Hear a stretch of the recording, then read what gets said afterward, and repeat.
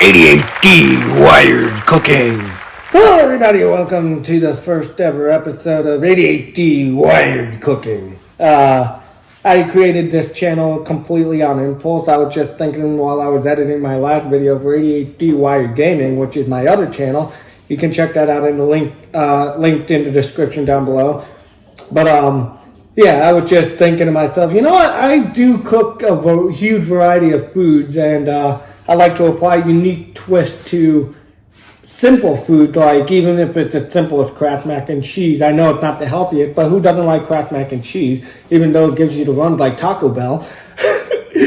But yeah, I just figured I'd do a little channel and just showcase my style of cooking and how I like to apply my touch to fresh or semi-processed prepared meals and all that kind of stuff. So today's going to be pretty simple. What we're going to do is a spaghetti with meat sauce or pasta with meat sauce, because it's not always spaghetti, but you know, it could be rigatoni, linguine, penne, bow tie, tortellini.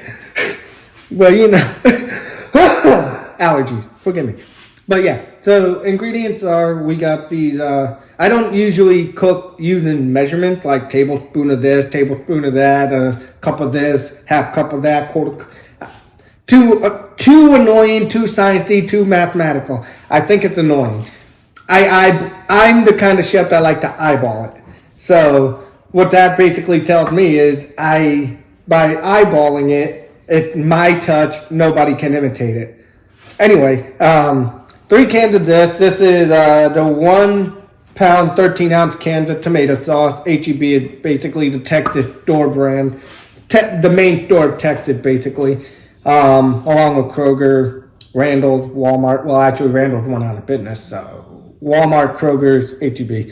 Anyway, you can get the sauce, depending on how you like your pasta sauces. There's a variety of ways you can do this. Don't cough on your hand, cough into the elbows, because normally you're not touching elbows. Anyway, what was that thing? See? ADHD problem right there. I lost my train of thought. Most people like to use different types of tomatoes. You can have canned whole tomatoes, puree them yourself in the food processor. You could use diced tomatoes. It's all personal preference. For meat sauce, it's a given that you use tomato sauce. So I'm going to get this started. I actually had this semi-started from a little bit of a pre-recording, but I got a phone call from this physical therapy center because I hurt my ankle a week ago, and pretty much the ortho said I should go to physical therapy, but the physical therapist won't tell me how much it's going to cost, even under my insurance, how much the first appointment's going to be, and I'm not going to take a bet that it could be a $500 appointment. I don't have $500, so I canceled the appointment. And I'm a personal trainer too, so I actually know a bit about rehabilitation. So I've been doing like stationary biking, I've been doing stretches for my ankle, all that kind of stuff. The swelling's gone down decently, but it's not gone down all the way. Now, this is an 8-quart pot. You want to use this for your sauce. I only know it's 8 quart because I looked at the bottom of it and saw the measurement.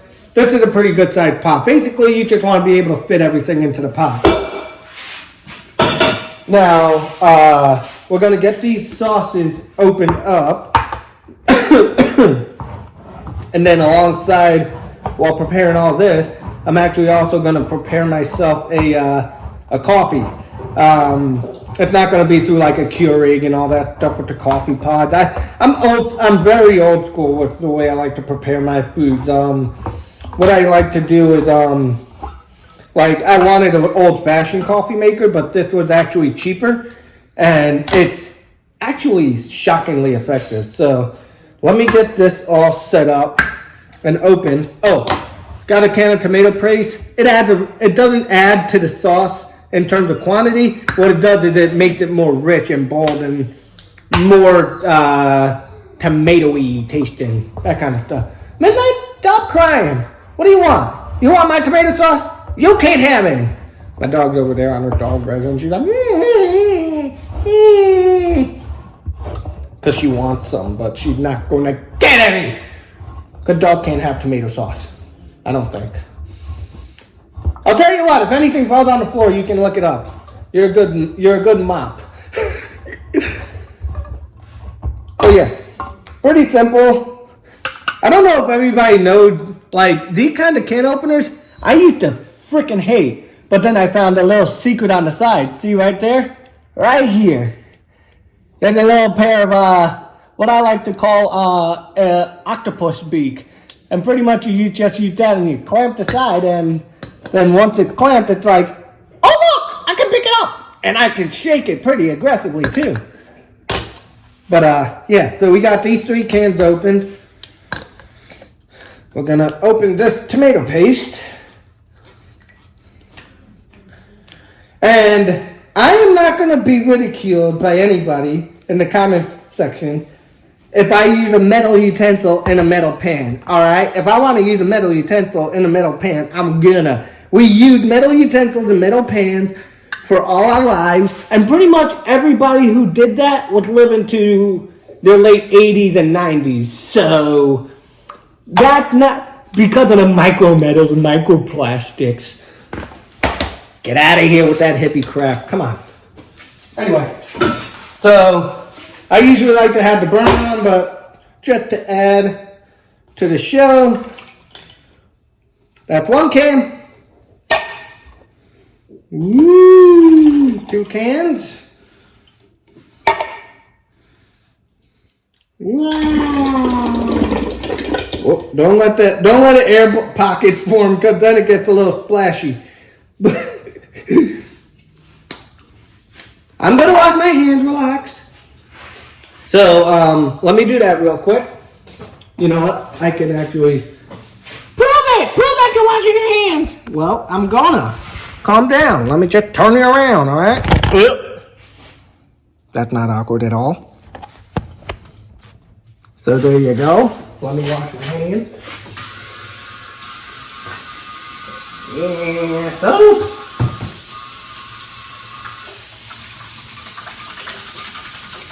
Get between the knuckles! Anyway, there you go. Nice roll of paper towel right here. Keep it in a shoe bin just because who cares? It's makeshift. It's handy dandy. Like a handy dandy notebook from Blue's Clues. Blue's Clues, we can do. Boo! I told you it's ADHD cooking. Get out of here. Me.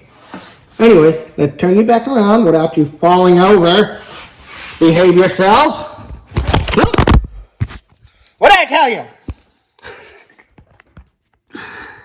Oh, God. This is going to be bizarre.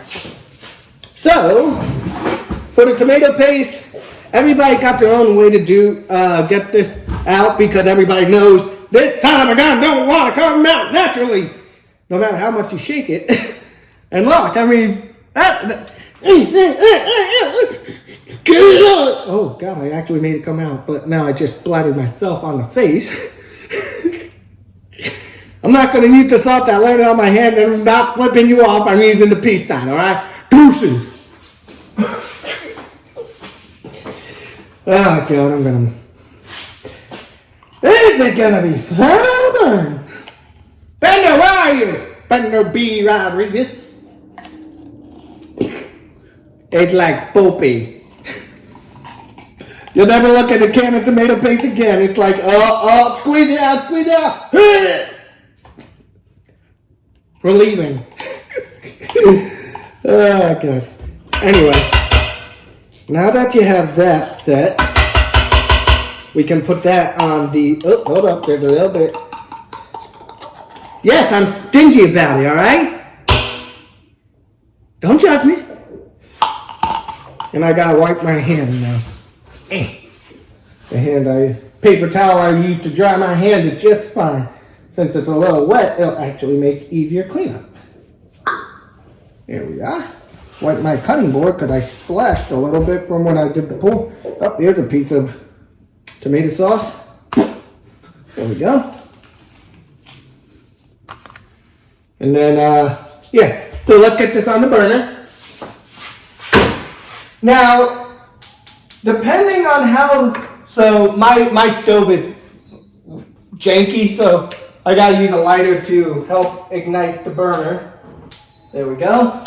What, you think I burned my hairs off? Oh yeah, my thumb had never been so smooth. I burned every single hair off my thumb, and it feels like a baby bottom.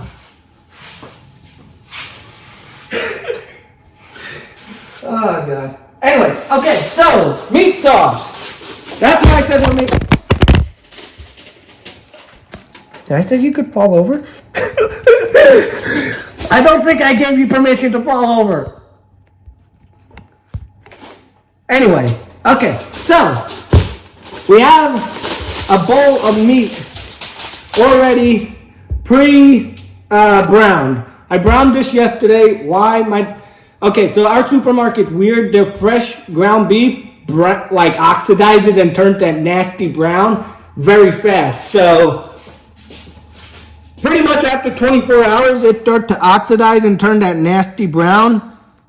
I don't know if that's entirely a bad thing, but I still, even if it's not a bad thing, visually, it's very unappealing. So I cooked it yesterday and I just put it in the fridge. It's 80-20 chuck, and it was 3.5 pounds basically. Actually, it was like 3.75 pounds because he just grabbed too much, and we're like, whatever. You know, typical supermarket. I'll take 3.5 pounds. 3.6. Is that fine? So I cooked it down. I cooked it in actually the giant pan that's in the sink. And what I do is, when it's in a bowl like this, I just line it with a whole bunch of paper towel, and then I just put the meat on top and let it sit for a minute or two, and all the grease just goes into the paper towel, and then I just basically do Jim Carrey in The Grinch, and just pull the paper towel out while it's greasy, and just throw that away, and then we got grease-drained ground beef. So, with this all being done, we will take a spoon and spoon this into our pot. So, let me see if I can get you an angle on that. I'm sure it's going to be a little bit weird, but I'll see what I can do. I'm creative with a camera. When you got to improvise sometimes, all right? So, let's see. Maybe I can use one of these larger jars. I dropped my spoon. I'm going to need a clean one. And this fire is warming my face up very, oh dear. Okay. Anyway, let's just do it the hard way. Big ladle. Break it up. Don't get any ideas. Just loosen it up. There we go. And then I'm trying to break it. The reason why I'm doing this is so this way it loosens up. No, it hasn't touched my shirt. Shut up. I know a lot of you are sanitary freaks. And I am too when it comes to cooking. I worked in restaurants, so I get it. Alright. I broke up a good majority of it. I will put this on the cutting board. And now what I will do is I will take this by the side and just shimmy that on in there. Muscle come in handy when it comes to this kind of stuff. Okay, so I gotta loosen up the rest of it now. Using this ladle. God dang, that really sedimented together. Hold on. Let me set you here so I can use two arms and get this done a lot faster.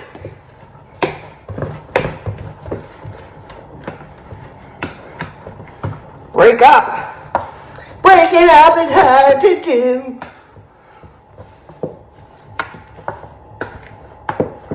That's why. There's a little fat on the bottom that coagulated and solidified. But it's all good, I got it.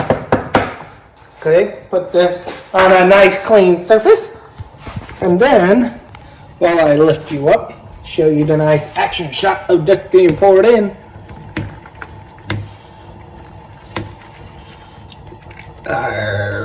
Alrighty then.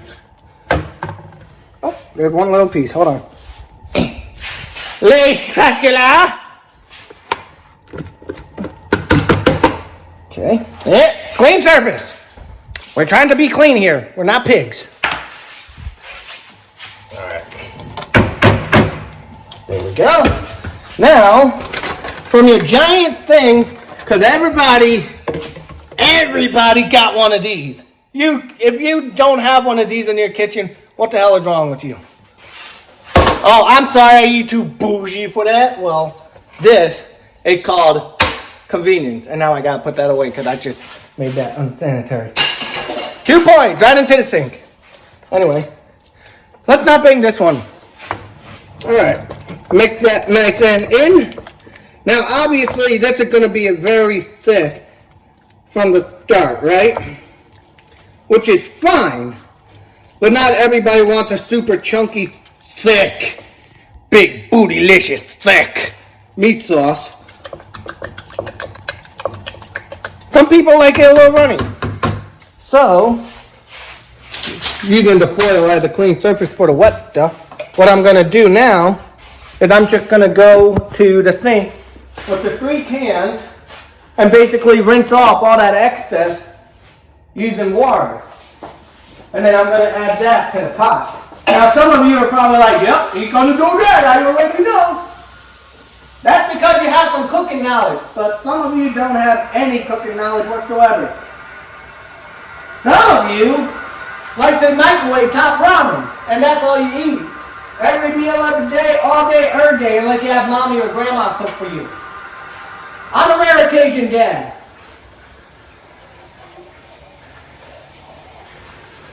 Cause dads like to grill their beef outside.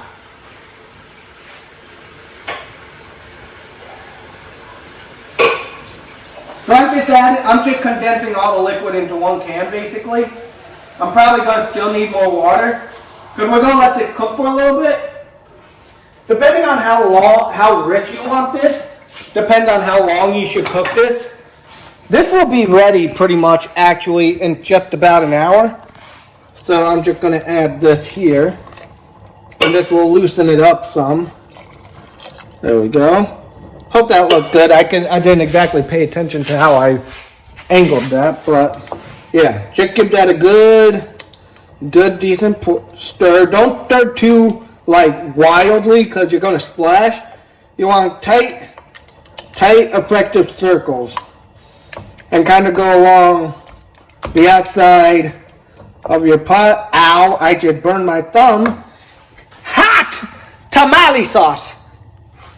Anyway, why I say that I don't know, but yeah, now you can see it's a lot thinner. Not too thin though. This is pretty much the kind of consistency you want to aim for with a nice hearty meat sauce. So I'm just going to use one of these cans as a spoon holder. So now we will season it. Depending on how much seasoning we have. My dad had his gallbladder out, so he can't have onions anymore without it really upsetting his stomach. So onions, onion powder, out of the question. I know, it's a travesty that there's no onion in pasta sauce, but when it comes to your health, that's what matters. And if you still enjoy these foods, you have to adapt. So we will add a little bit of parsley. So this is how I eyeball it. I usually measure by how dense it looks on top before I mix it all in. So there's that. A little bit of garlic powder. I know it's like onion powder, but I don't do too much. It just add that just a little bit of taste to make it nice. That's pretty much all I add. It doesn't make too much.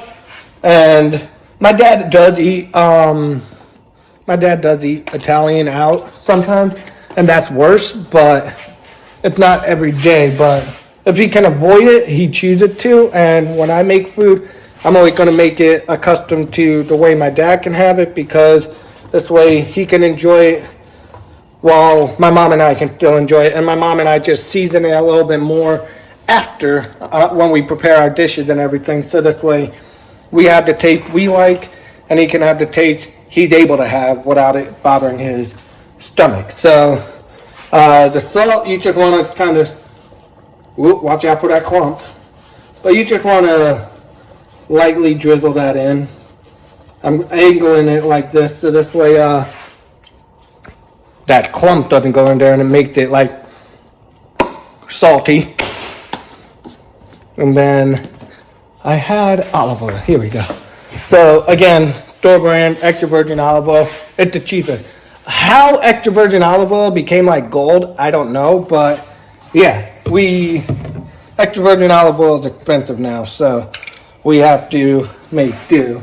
So I just had a small little splash like that, and that's pretty much all you need. It adds that nice oiliness. It gives it that olive oil flavor. You can use any oil, but still, extra virgin olive oil when it comes to pasta sauces are really the best thing you can use. So I'm going to crack some pepper into here. Whoops. Okay, that's being stubborn. Why? I don't know. Hold on, because I'm trying to lean you guys up, and there. Okay, so I will show you how much pepper is on top. So that's pretty much all I do. If you want to count how many times I turned it, but that's pretty much what it looks like right now. And then we've already added parsley. Of course, you gotta have basil and oregano. My mom insists on fresh basil. I'm pretty sure a lot of Italians would, but I dried basil is just fine too. It just dehydrated, or it's like dried in the oven and then just broken up in a food processor. So I use a little bit of that and then the oregano. My mom hates this stuff. Why? I don't know, but I get there's just certain Italian seasonings in there that just don't work with her taste buds. Like I said, it all comes down to the individual and their taste bud. So I add a little bit more. So I just added basil, and now I just added the oregano. And when you mix it all together, it actually ends up looking pretty great. So let me show everybody. So you want to start off with kind of like a big circle. I got to lower the heat because we don't want to burn the bottom either. So let me lower the heat. You want to lower it to about, this has a scale of 1 to 9 and then high, which I guess is 10. I turn it to about between 5 and 6. And then I do big circles, nice and slow. Yes, Mom? My mom doesn't like being in the camera. She's camera shy. Don't forget to put on the water The water? for the spaghetti. Yeah, I know. It's only 5 o'clock. I know. I'm hungry. Mom, am I right? So, yeah, that's pretty much how you want it to look. You can still see the seasoning when you kind of move the sauce around, but it's not going to be overbearing. And if it's not salty enough or whatever, when you taste it at the end, that's all right. You're making it specifically for one person. Season it how you like after. So I'm going to put this on a quick pause and find out what pasta we're using. Oh, right. I was going to make coffee. Let me do that really quick. I'm also going to get the water boiling for the coffee. And then I'll show you guys how I make my coffee. And when the pasta is ready to be made, we'll get into that and we'll come back. We're pretty much taking like a commercial break. After each commercial, Jake makes coffee and the pasta gets thrown into the water. But yeah, so far I hope everybody's enjoying this. It's spaghetti and meat sauce, very simple. It's one of the most cost-effective things you can actually make in terms of food, and you can make a lot of it too. So yeah, I'm going to put this on a pause here, and we will come back when this water is boiling and it is time to put the pasta in the water too. So yeah, see you guys in a bit. Okay, so we are back. Water had boiled. It really wasn't supposed to boil, but yeah. So the coffee maker we're using is called a It's called a pour-over coffee maker. Pretty simple. It looks interesting for sure. Pretty much jar, filter, and the rest is pretty much self-explanatory. Unless you've never made yourself a cup of coffee, then I don't know what to tell you. Actually, I do. I'm about to tell you. This can be used for ladling the sauce later. Oh, that's the one thing I also forgot. There was one thing I forgot to add to the sauce, but for the time being, let me show you how to make the coffee. So we have the hot water there. I have the jar here, but I have water in it because I added more water to the sauce because as it boiled, that water obviously cooks away. So, very simply, you take the filter, which I have here. It's nice and clean. Just put that on top. And then take your favorite ground coffee. Pretty much you don't want extra fine ground, otherwise it'll go right through the filter. But you want basically just normally ground coffee. I think the coarser it is, the more it becomes like espresso. So, yeah. Or, no, not the coarser, but the finer it is. The finer the grind, the more like espresso it becomes. Anyway, so what I have here is this, it's called Folgers Black Silk. I don't know, there you go. Can see it better now without the reflection, but yeah, Black Silk Folgers coffee. And one of these scoops leveled is 1 cup of coffee, basically. And I like a kind of a heap and scoop. So a heap and scoop is basically when you scoop it, but then there's that extra bit on top. You just don't brush that off. So I do 3 heap and scoops. I wonder why I get so energetic. So 3 heap and scoops. And then pretty much it's simple as the name implies. You take your hot water. Hopefully this isn't gonna... Actually, you know what I'm going to do? Because I think this is going to do what like some of those specific type of pouring pots do, which is it'll run off the side. It won't actually pour smoothly. I'm going to do this, so this way. Boiling water on the thumb. That's pleasant. Anyway, see what I mean? So I've lost some water, but that's fine. So now that I've done that, I'm just going to, basically the first part is you want to soak the grinds. You just want to get them wet. You don't want to exactly fill the filter. You just want to get the coffee grounds wet. So you let that seep, let them get really wet. I might need to get more hot water, but yeah. So for the thing that I missed, while this is seeping, as you can see, we already have coffee getting made. While this is seeping, I'm going to do one thing. And it might get loud. So I have my fruit processor here. And I have baby carrots in the fridge. What I'm going to do... Okay, you go down. Brushed off. There. So what I'm going to do is I'm going to get my baby carrots, or the remaining baby carrots that I have. Wherever my mom put them. Here they are. I'm just going to add them to the food processor. Right? Because I'm not going to take the time to grate these and everything. And then you add a little bit of oil. It doesn't matter what kind of oil, but we're going to use the extra virgin.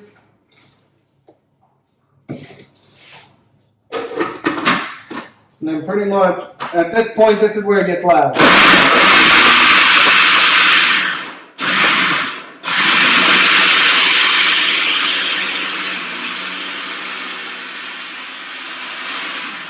Okay, so you do an initial blend, basically, right, to get it started.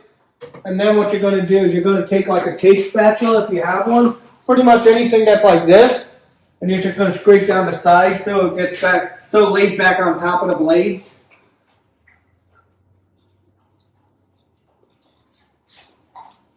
If you hear what sound like water slapping, my dog's drinking water, so...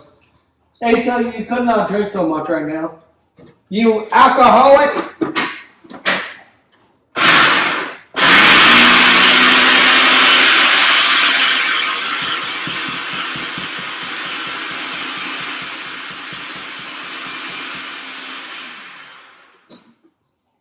Okay. Just gotta keep doing this until it ends up as coarse as fine as you like it. So I'm gonna do it so this way it kind of almost just melts into the actual sauce. So this way, it's not noticeable, but it helps the taste.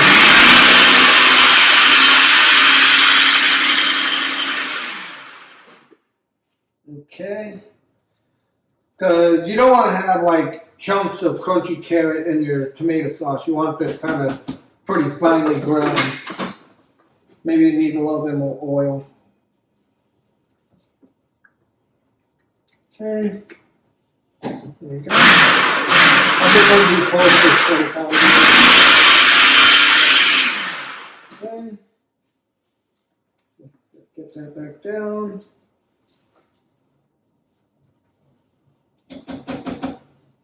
It doesn't have to be perfect.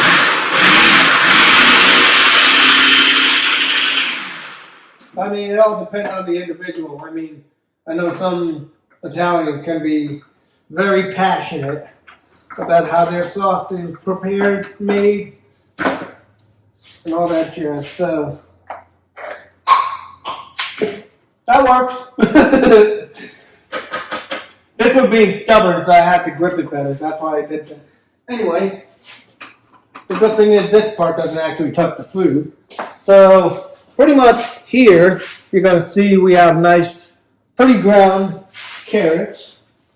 I mean, you can see for yourself that it's pretty coarse. And then we're just going to add this to the sauce to help sweeten it a little bit. It's like adding sugar to your sauce without adding sugar. Because carrots are naturally sweet because they have a higher, quote-unquote, natural sugar content than other vegetables. And it just makes the sauce taste better. It also helps if you accidentally overcook your sauce. Because the longer you cook it, if you cook it on a high heat for too long, it can make the sauce turn bitter. It won't necessarily burn it, but it can make it more bitter tasting. So adding a carrot like that can definitely help get rid of that bitterness from overcooking. So that carrot had now been added. And you know what, sometimes without my parents' knowledge, I like to do my own method. And I add a little sprinkle of sugar myself, actually. So I pretty much take, like, I do like a claw, and I just basically take that, like I do this, and then I go right over and I add that amount. So that's pretty much. I make my hand like one of the claw games, and I just pick up, and as soon as I get what I can, that's what's added into the pot. There we go. There we go. So now that the coffee grounds are nice and wet, this cup pours a lot better, so we're going to do this. And now this is where you want to fill up the filter. So I want you to be able to see how this looks, because it's actually kind of cool how it filters and everything. So you pretty much just fill the filter up to the top, and then you just let it drip on its own, basically like that. So you just scoop this off to the side, let it drip. And the reason why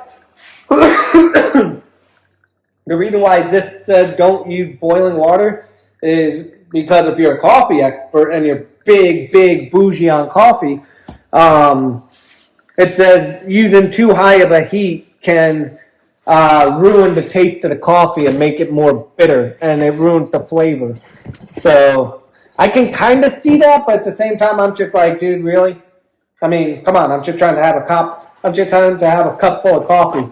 I'm not trying to be like a wine taster, a wine connoisseur in tasting my coffee. I add sugar, milk, and protein powder to it anyway, so I'm already ruining the quote-unquote purity of the coffee by adding all that stuff. So but there are times I've had black coffee, and it's it's very. I'm not going to say it's bitter because it's a description. Bitter is the right word, but I want to say the proper word is it's very earthy. Coffee is a very earthy type of coffee. I mean, type of beverage. It literally to some people tastes like you're drinking dirt, but if you drink it slowly enough, it actually does. It actually does have a flavor to it, and it can be really, really good. But it all depends on the individual. All this kind of stuff comes down to the individual. So what I like to do is when I'm doing these waiting periods, is I like to clean my dishes as I cook, because I'll tell you one thing that drives me insane in a kitchen is, if, say I'm in charge of the kitchen, if I see other people in the kitchen, they're preparing stuff, and then they just leave shit like this, with food in it, sauce, all that kind of stuff, and they just leave it there, and it's like, oh, but I'm focused on this, and then they make their dish, and they walk away, and I'm like,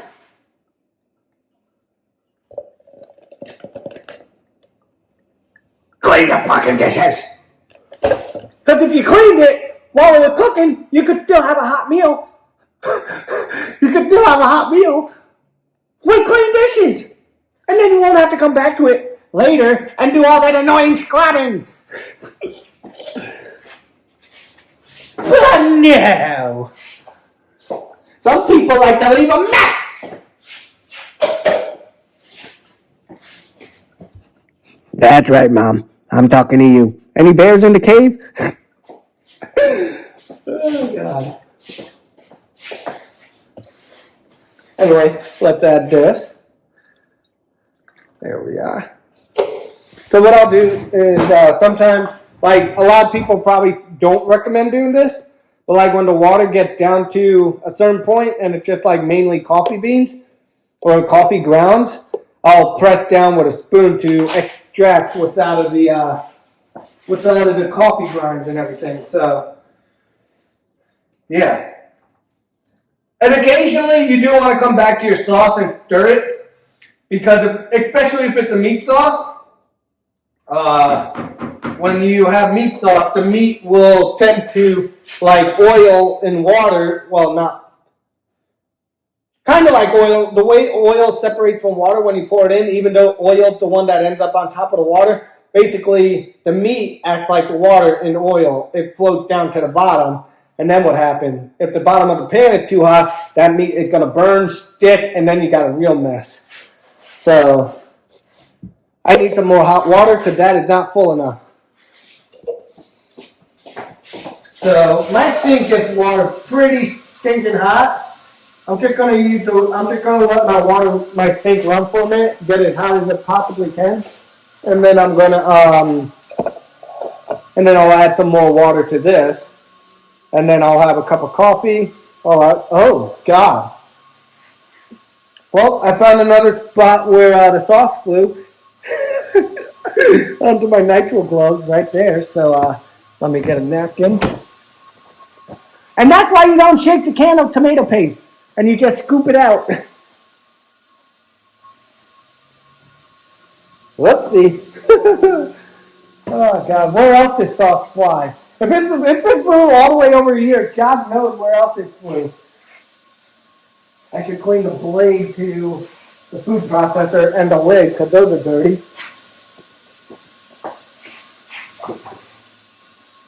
But if I'm lazy when I'm doing the dish cleaning, if I'm feeling lazy, what I'll do to make cleaning easier when I get back to it, so let me get some hot water real fast.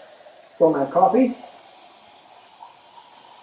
So what I'll do is, and I'm pretty sure I'm not the only one who does this, if I'm feeling lazy and I don't feel like doing the dishes now, I'll find a bowl, I'll find a big bowl right here like this, fill it with water that gets as hot as it possibly can, and then I'll just throw everything in there to soak, and that'll break everything down. let me get this out because I need to do some dishes. Don't get whoa. I need to do some dishes because we do have a little bit of a pile up, but that's not the end of the world. It'll take me a minute. So we'll move that there. Move this over here because this is already kind of rinsed out. Put this here.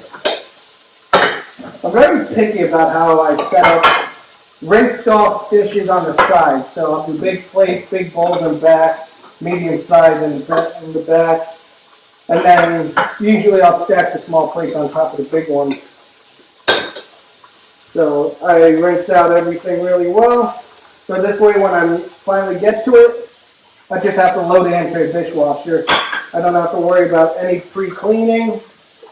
Why we clean dishes before we put them into the dishwasher? I'll never know, but at the same time, I think dishwashers don't clean the dishes as good as they can. As good as they say in commercials and everything. So that's usually why I'm rinsing them out. Because I found when I put stuff in the dishwasher with food on it, like say dried sauce that's rock solid and cemented, utensils that have like old sauce on it will not be cleaned because the dishwasher can't get hot enough to break it, to soften it up and everything. So, that was hot. There we go. So this bowl can go over here now. It won't be burned by the hot water. And then I usually on the left, if you got one of those like 2-section sinks, the bigger side usually has all the dirty utensils and kitchen tools like tongs, knives, all that kind of stuff. And then the right side will be for cleaning everything off, all that kind of stuff, because that's where the garbage disposal is. And then I get them there. And I should actually start getting a pot ready for the pasta at this point. So let me rinse this off real quick. It's the food processor lid.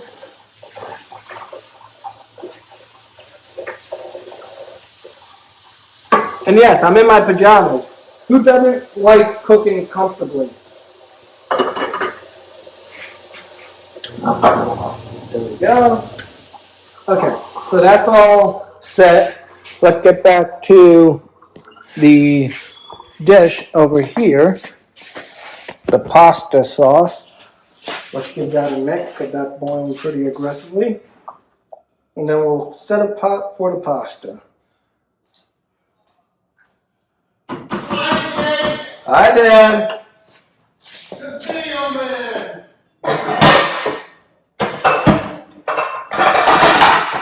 For those of you wondering, he called me the video man. Hey, you want me salad? Yeah, why can't you?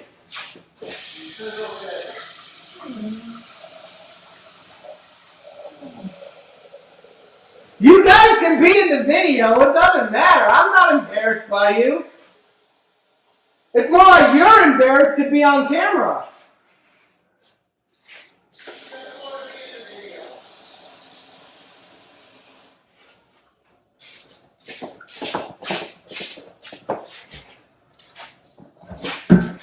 So I'm going to use this because it's just better for pasta instead of this small pan because it's just not big enough.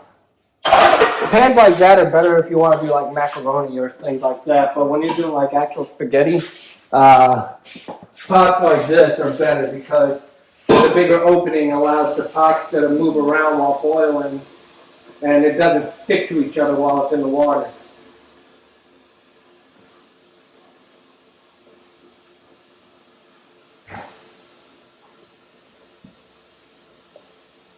Okay, that's enough. So usually when you're filling these pots up with water, fill them up to these, I don't know what you want to call them, bolt, the rivets of the handle is usually how high you want to go with the water. You can go higher, there's nothing stopping you. That's usually all you need to get that set. Now, a lot of people add salt to the water before they add the pasta. I don't think that's necessary. What I like to do is I get the pasta in the water, get that mostly cooked, then I add the salt, give it a stir, and it's really good that way. Because one, I think I can use, I end up using, because one, when I do it that way, I end up actually using less salt than more, and it still tastes really good. And again, this is a personal preference. My parents like using pasta bags that are sealed, because even though it's a little bit more expensive, they use this because this way there's a guarantee pretty much that no bugs or anything get into the packaging when they buy it from the store. But there's certain pastas that just don't come, like, well, I wouldn't say that. Like, I buy Barilla di Tellini for when I want to do pasta Bazzura, which will be another video. Yeah, so this is a box, so there's always a potential that bug could get into that at the supermarket, but it's very rare that it actually ends up happening. So I am going to pop this video, and then once we get the pasta in the water, once we get to, I'll show basically the pasta being added to the water once we do that, and then at the end, get everything together, plate it, and it'll look great. So see you guys in another moment.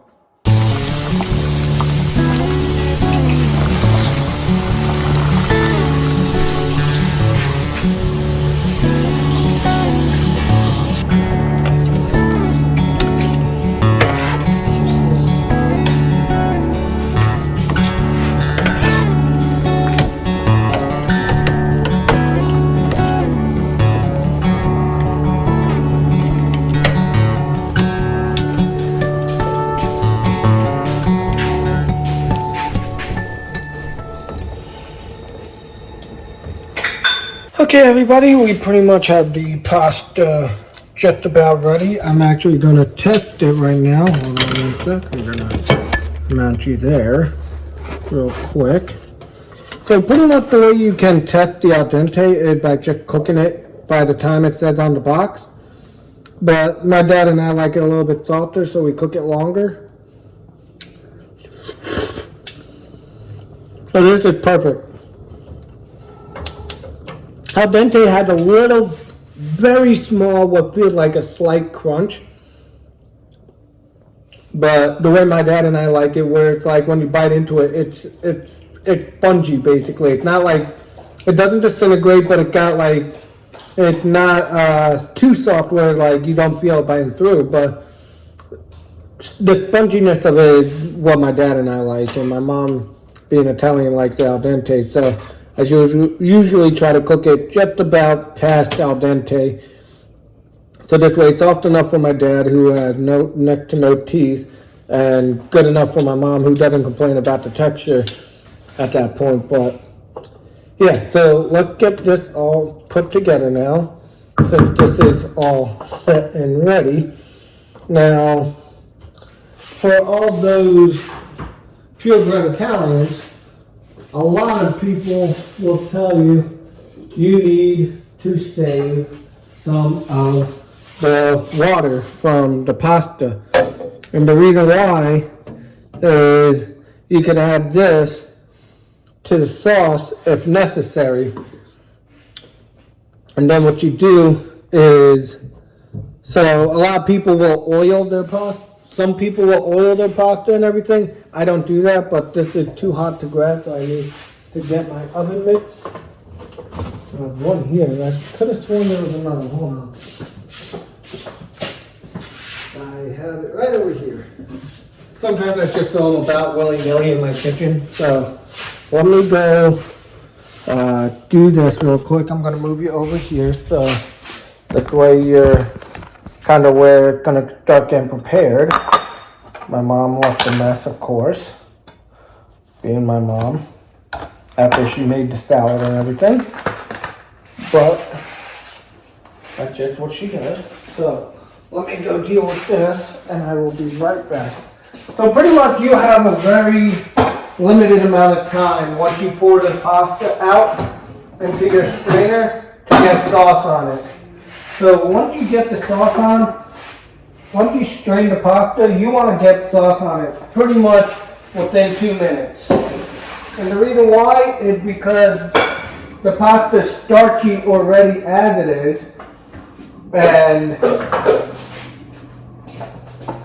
you want to kind of keep it moving to avoid it sticking to itself. So what we're going to do now is we're going to turn the fire off for the sauce, and you're going to take about 2 decent ladles.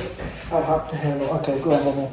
Good. So I'm going to move this over here, scoot everything back some, because my mom moved everything in the way. Okay, give the sauce a stir. So the point of this is to coat the pasta,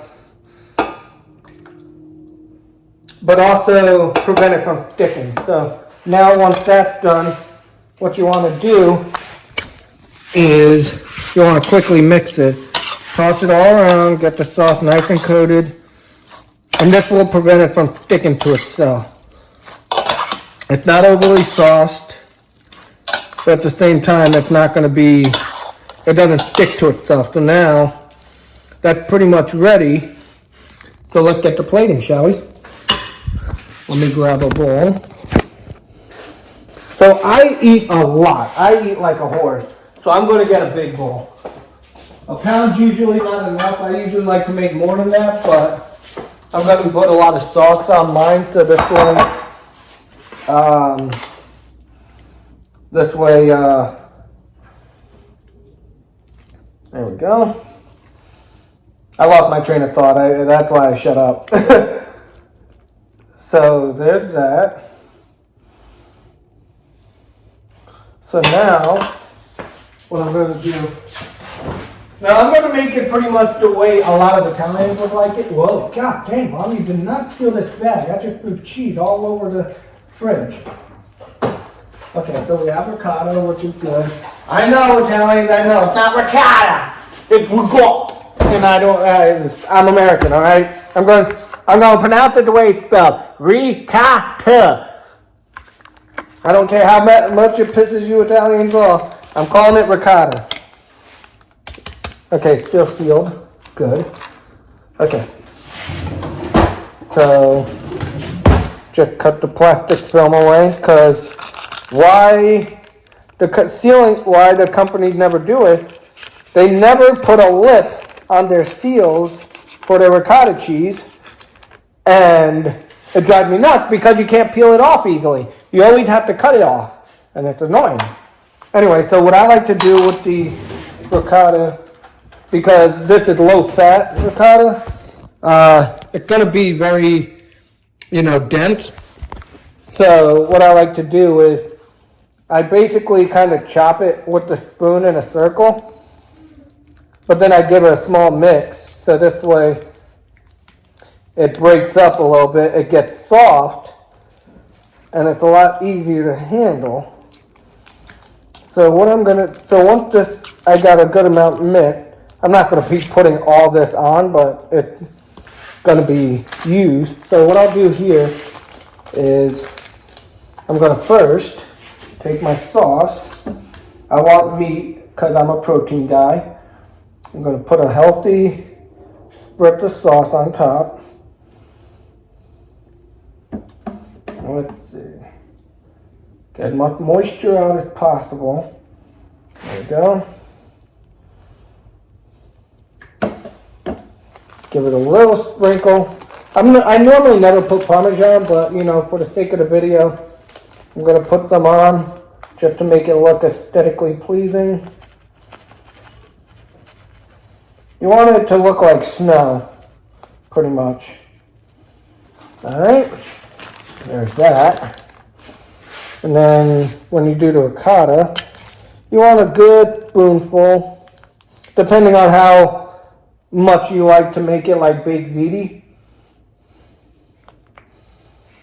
So I'm going to do that there. And then, since my mom had fresh basil for garnish, I'm going to take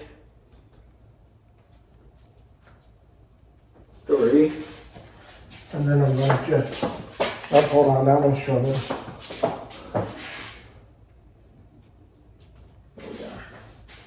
I'm going to take 3 and then do the signature 3 leaves and the cheese.